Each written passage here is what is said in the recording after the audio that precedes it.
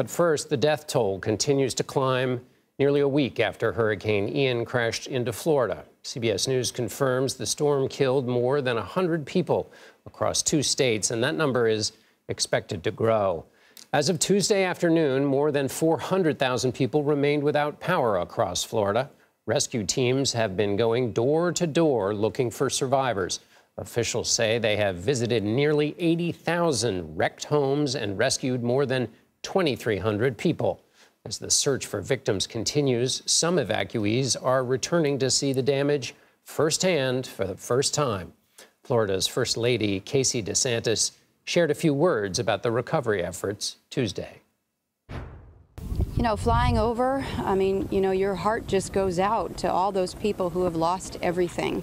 And there are a lot of people here on the island who are island people who don't want to leave. This is everything that they have. And so our message to them is we're going to support you. We're going to bring the resources to you. CBS News national correspondent Manuel Bojorquez joins me now from Fort Myers, Florida. Manny, first of all, talk to us about the ruined furniture that's behind you that's just been tossed into the streets. Yeah, this is all the evidence of the onslaught that took place here when Ian came ashore. Not only did the winds knock down giant trees like this one, but you're talking about this pile here in front of me. There is furniture, I've seen clothes, toys, mattresses, and this goes on for blocks and blocks in this particular neighborhood.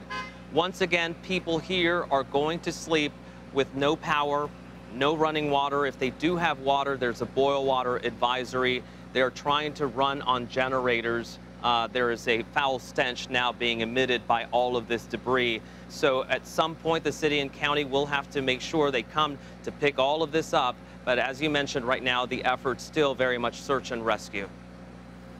The psychology of these kinds of recoveries, there's a period of communities coming together, but then when people go through the grim task of sorting through the houses, their patience and they can just get exhausted. Have you seen that? Have we hit that point where those people looking through their homes are just overwhelmed by this?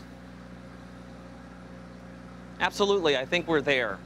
There are a lot of people who say the shock is starting to wear off, and that sense of helplessness or even frustration is mounting because the power outages have lasted so long. In some areas, people lost their cars, so they can't go to a distribution site for food and water.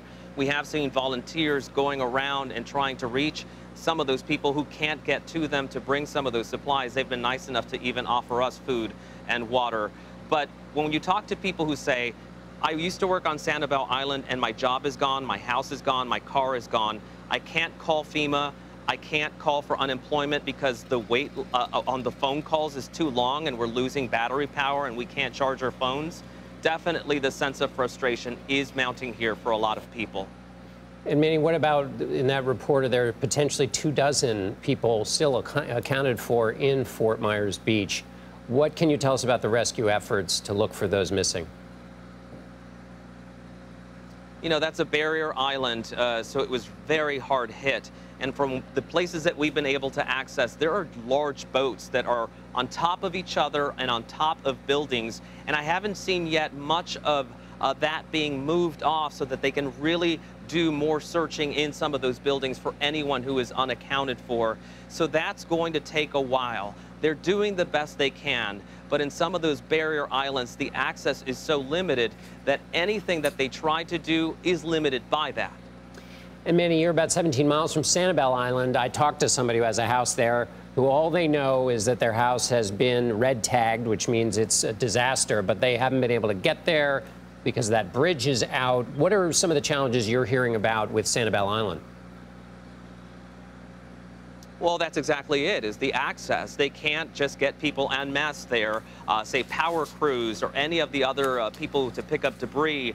You can't do it. We saw people coming in on barges with heavy equipment and machinery, and they're able to fly people in and out. Some homeowners, have been able to get in and out by boat, but there's very little that you can do with a small boat. So that's the big problem there. But the issue also with Sanibel and Captiva is that so many people who lived here on the mainland worked over there. And in fact, in this neighborhood, it's a heavily immigrant neighborhood, and we've spoken with people who say look at their stuff that is now out on the streets. We've lost our belongings. We've lost our cars. And now we think we've lost our jobs because there's no way to get to the island and everything is destroyed. A lot of those people worked in the agriculture industry here as well.